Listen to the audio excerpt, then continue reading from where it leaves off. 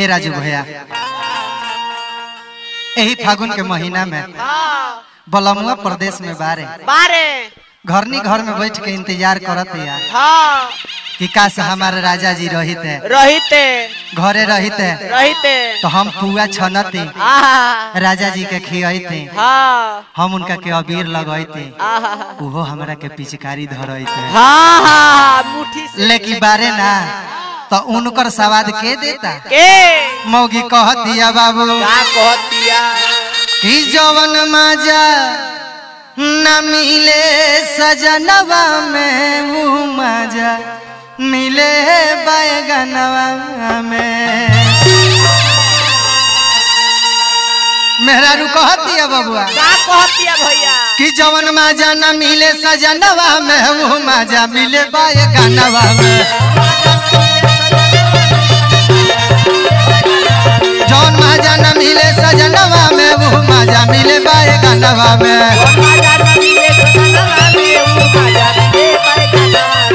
मजा मिले बैगनवा में मजा मिले बैगनवा में। जौन मजा न मिले सजनवा में वो मजा मिले बैगनवा में। जौन मजा न मिले सजनवा में वो मजा मिले बैगनवा में। मेहरी से नाता जोड़ी बारा दुख पवनी मेहरी से नाता जोड़ी बारा दुख पवनी हतार नाम बजरी कोई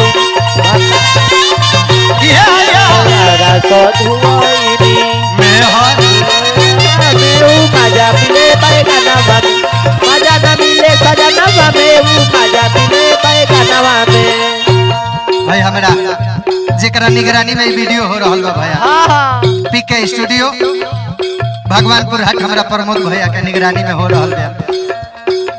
हमरा श्रवण साउंड सर्विस बसंतपुर रमेश जी मिष्ठान भंडार खाकी मठिया अभिषेक साउंड हमरा खाकी मठिया बाजार के सबकर सहयोग से ही कैसेट हो रहल बा बाबू। मौगी कहती है कि ये राजा जी तू तो बाहर हमारे ने गजन का होता सबकर भाता रहिले फागुन में घरे सबकर भाता रहिले फागुन में घरे। ए सखी हमरो बड़ा मन करे ए सखी हमरो बड़ा मन करे खेले के रंग अंगनवा में खेले के रंग अंगनवा में खेले के रंग अंगनवा में जौन मजा मिले बैगनवा में। जौन मजा न मिले सजनवा में वो मजा मिले बैगनवा में। लागता कि फेना साखी होई है हो भौजी होलिये में पियोई लागता कि फेना साखी होई है भौजी होलिये में पियोई होलिये में पियोई है भौजी होलिये में पियोई होलिये में पियोई है भौजी होलिये में पियोई।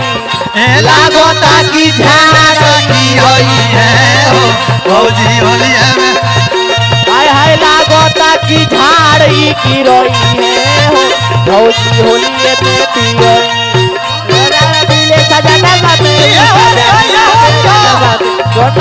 मिले सजनवा में मिले बैगनवा में। मेहरारू कहती है ये सखी हम अपना दिल के दुख के करा से कही हरे यादव रमेश दुख बुझत न बारे हो बुझत न बारे हरे यादव रमेश दुख बुझत न बारे हो बुझत न बारे भर फागुन भर होत का बा होता है जिहिले हम बैगन के सहारे हो उनके सहारे जिहिले हम बैगन के सहारे हो उनके सहारे।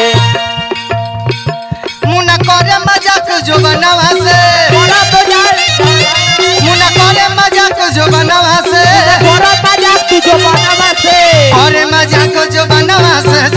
मजा मिले बाए गानवा में बड़ो मजा दोबारा बचे जौन मजा न मिले सजनवा में वो मजा मिले बाए गानवा में मजा न मिले